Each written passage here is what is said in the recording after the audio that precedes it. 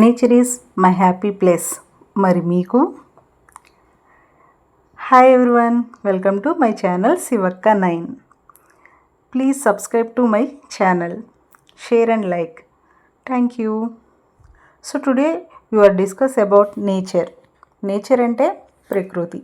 So ఈ ప్రకృతి గురించి వాట్ ఈస్ నేచర్ అండ్ అంటే ప్రకృతి అంటే ఏంటి, అలాగే అబౌట్ నేచర్ ప్రకృతి గురించి మనం కొన్ని విషయాలు మాట్లాడుకుందాం అన్నమాట.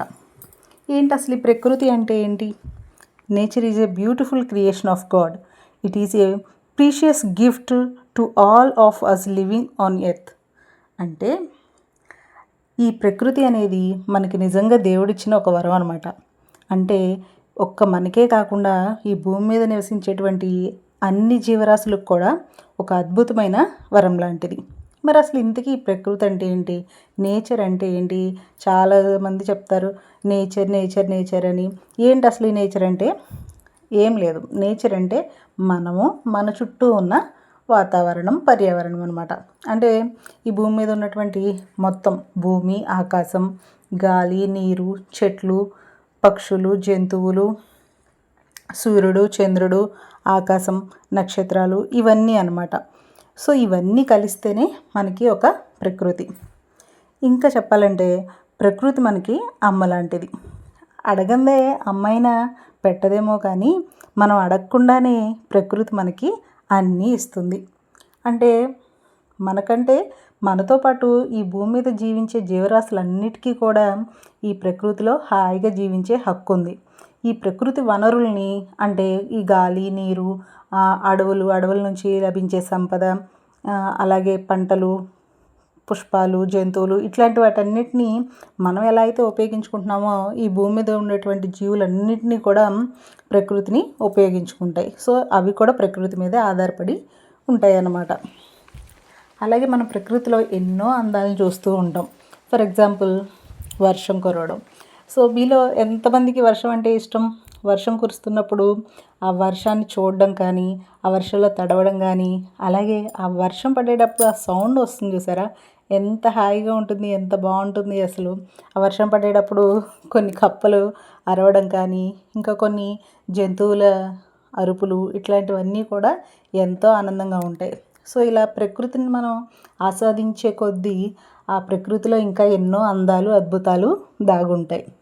ఇంకా ప్రకృతి అంటే మనం ఏదో ఒక మాటలోనో ఒక చిన్న స్టోరీలోనో చెప్పుకోవడానికి సరిపోదన్నమాట. ఎందుకంటే ఈ ప్రకృతిలో మనం ఇంకా వెళ్ళే కొద్దీ ఎన్నో అద్భుతాలను చూస్తూనే ఉంటాం. అలాగే పక్షులు ఎగరడం కానీ, పక్షులు కిలకిల రావాలు, జంతువుల యొక్క అరుపులు, ఆనందాలు, అలాగే నదీ ప్రవాహాలు, సెలయేళ్ళు, ఇంకా జలపాతాలు, ఇట్లాంటివన్నీ కూడా చూడడానికి ఎంతో అద్భుతంగా ఉంటుంది.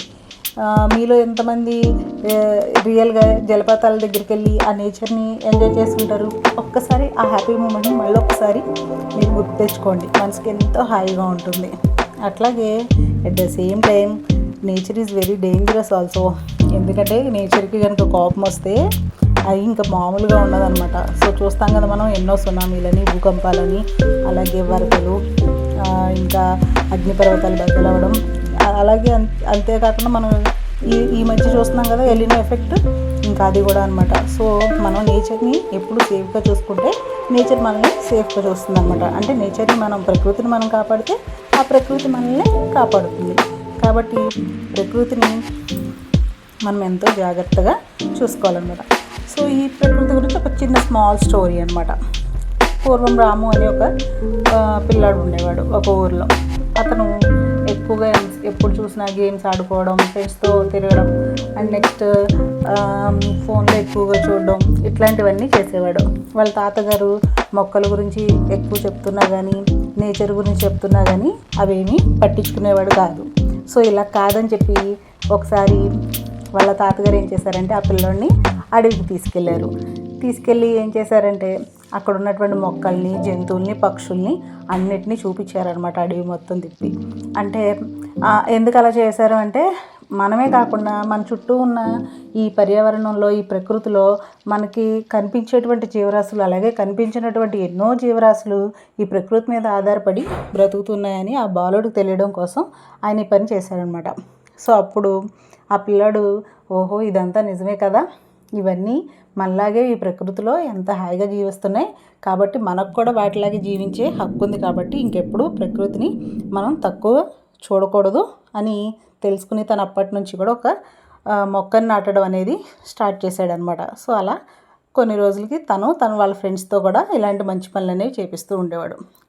సో ప్రకృతి అంటే మనకి ఒక రకంగా అదొక అనుభూతి లాంటిది అనమాట. సో దాన్ని మనం ఫీల్ అవ్వాలంటే ఫస్ట్ మనం ప్రకృతితో కనెక్ట్ అవ్వాలి. సో కనెక్ట్ అవ్వడం అంటే ఏంటంటే ప్రకృతితో మనం మాట్లాడాలన్నమాట. సో ఏంటి ప్రకృతి మనతో మాట్లాడడం ఏంటి, నిజమేనా అంటే ఎస్, ఇది కరెక్ట్. ఎందుకంటే ప్రకృతి ఖచ్చితంగా మనతో మాట్లాడుతుంది మనం కనుక ప్రకృతితో మాట్లాడితే. దీనికి మీరు చేయాల్సిందల్లా వెరీ సింపుల్.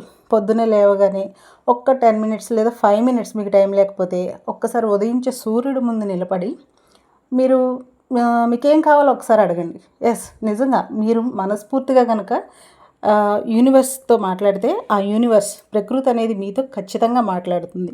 సో అంత గొప్పది మనకు ప్రకృతి. సో ప్రకృతి మనకు జీవనాధారం. So nature is our life. So నేచర్ని, ప్రకృతిని కనుక మనం కాపాడితే ఆ ప్రకృతే మనల్ని కాపాడుతూ ఉంటుందన్నమాట. So thank you for watching.